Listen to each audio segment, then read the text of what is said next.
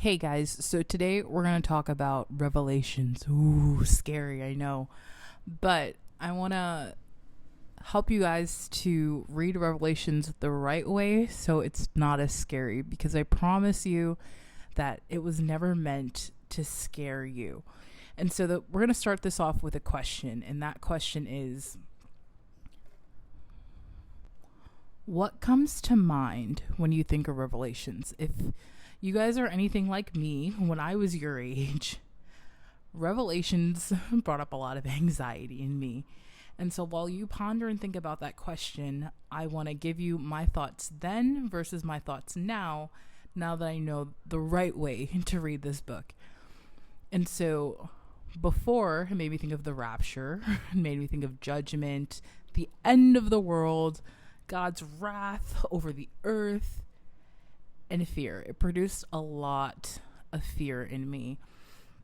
But now that I know the right way to read this book of the Bible, it makes me think of a victorious God, a caring God. It does make me think about suffering, but we all know that suffering is a part of life, but that there's comfort in our suffering. And so one of the things that scared me the most, I think, is the end times. And so when I was your age, it was constantly being talked about that we were at the end of the world. And so Revelations really scared me because a lot of people in my life used it to point out signs and facts that we were at the end of the world. And I didn't know how to handle that information. But can I give you guys a secret that I wish I had known when I was your age? And that's this.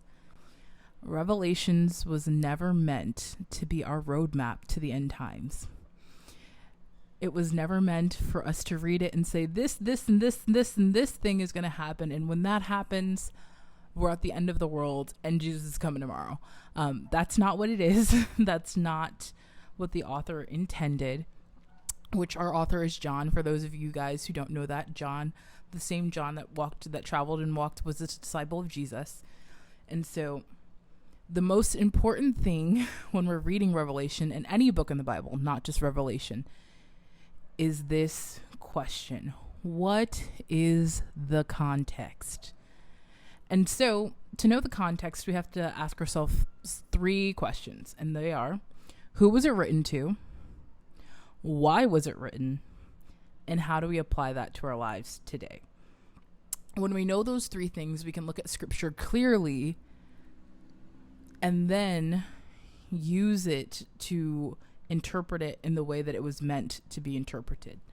And so we're going to tackle that first question, which is, who was it written to? And so Revelations, John was clear. It was a letter. It was just like Paul wrote a bunch of letters to different churches. Revelation was a letter, in this case written to 7 churches.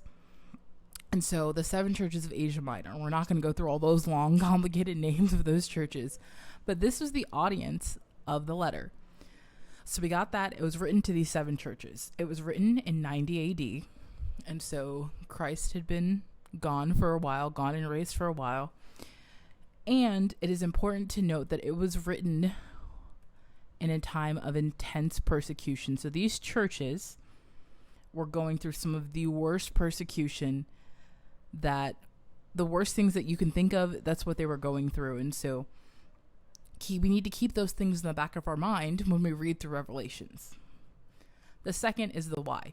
Why was Revelations written? So keep in mind, 7 churches, 90 AD, persecution. So number 1, it was written to encourage the churches to remain faithful to God. I personally have never faced intense persecution like they were, but in those moments, it can be hard to be faithful to Jesus. But they needed that encouragement. Trust me. It was to show God would be victorious. Imagine how much you would need that hope when your best friend, your sister, your mother are all scared for their lives. And to show that the Roman rule wouldn't last forever. And so the Romans were the ones who were persecuting these Christians. And so to have the hope to know that that wasn't going to be forever, that's not what forever was incredibly important to these Christians at this time. And so knowing those things, knowing who it was written to, why it was written, what can we learn, and how can we apply it to our lives? So number one, there are Christians in our world today who are suffering intense persecution. And this is an encouragement to them, just like it was to those 7 churches. We have hope in knowing that God has the final authority. We don't have the Romans persecuting us now, but God is final and he will be victorious. And we learn that our suffering is not in vain. We're not suffering in the same way that those Christians were, but we might be one day. We could in the future. And we need to know that our suffering is worthwhile. And so now that I know the context, I can think about Revelation differently. And I hope that you can too. Put on the lens of context and see Scripture how it was meant to be read.